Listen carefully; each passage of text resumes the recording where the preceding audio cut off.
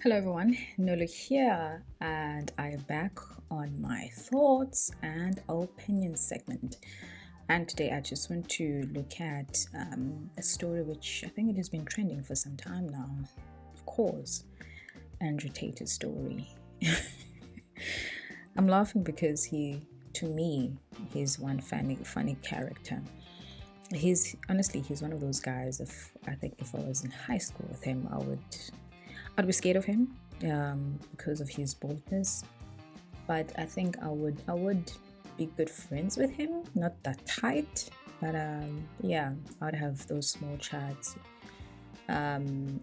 Simply because I think he's a guy who wouldn't let anything happen or happen to people around him.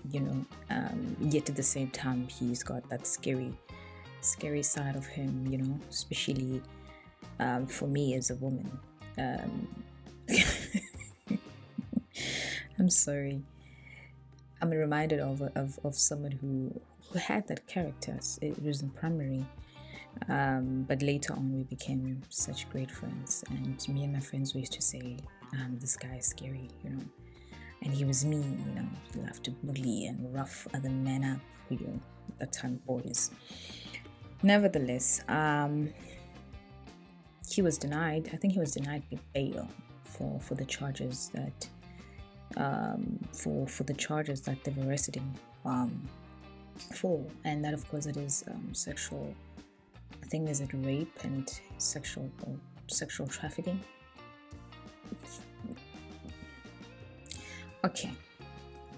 Firstly, I don't necessarily think that was necessary. Let me tell you why. Whew. There are so many things that Andrew says, and they would make any sensible woman uncomfortable, But for some of us who I guess who are not, I don't want to say phased, who aren't scared of his or rather, let me say, for some of us who are grown enough to know that he is a kind of guy that somehow in your life you might have came across, and you know how they are, you respect them for who they are, and there are certain good things you like about them. Just like I just said as I started this recording, that he is the kind of guy that wouldn't let anything happen to people who are around him if danger were to happen to them. And for that I commend him. He's a hard worker. He is quite influential to young men. However, just like any other human, he is more of an extremist because he's an alpha male. And because of that, some of the things, not even some, or rather let me say, most of the things he says, they do make sense to me, yet at the same time, they are quite deadly, for society, even for young men. Because when you listen to him and you just take what he says as it is, you will be misled, As a young man, I think what he's trying to advocate for, it is necessary, but I don't agree with him advocating that men should be wild and out in terms of their preference sexually, or rather let me say, saying that when you have the money you can have whatever or any kind of woman you want, which is true, and I'll get to the why of that. However, it also breeds chaos. For someone like me who's from South Africa, I know exactly how is it like to be in a society where a man can have as many children as he wants, and then we are left to pick up the pieces. So on that angle, I think for me, I don't agree with him when it comes to that, and a whole lot of other things that he says. He's a fun guy. I'd say, like I said, he's a kind of guy that he's necessary in our society.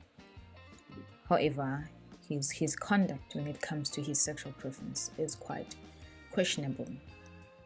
Now, here's a caveat to that though. Women prefer that kind of a man. Let me also rephrase that. Women, or certain women, they prefer that kind of a man. Simply because as women, we are not the same. We have our own fetish desires when it comes to a man. And we do not mind being with that kind of a man. They are attractive to some of us, and we enjoy his character, we enjoy everything about him. Also, we enjoy his power, his stature, because that's one of the things that I'd say it's our weakness as women, and when that is not trained well or disciplined well, we might find ourselves being drawn to any man's stature. So hence I always say that women need to be taught and groomed what should they look for, just like men need to be taught and groomed, even when it comes to them not being gullible, or rather let me say not being just wilding out when it comes to their sexual preference. At least they find themselves in trouble, such as what Andrew Tate is going through right now. So when we as women parade ourselves to men and we say, I don't want to be part of the number of women that you have, because naturally we are people who prefer being exclusive with a man, we then become angry when we don't necessarily get that.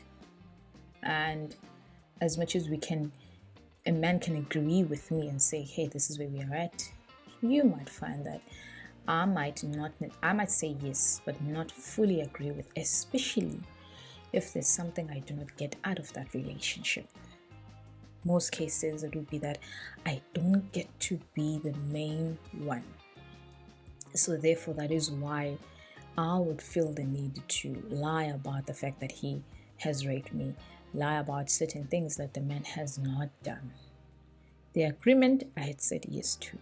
But now, because my nature as a woman, meaning that I want to be exclusive with a man, I do not get it. That's where a lot of times we tend to be as evil. So it's evilness that will make you lie about a man when it comes a man who has lied that a man has raped you, knowing very well that he didn't. Knowing very well that you had a choice by not being with that man, being around with that man.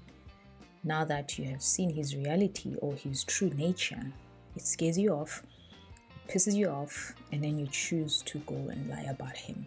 That is utterly wrong.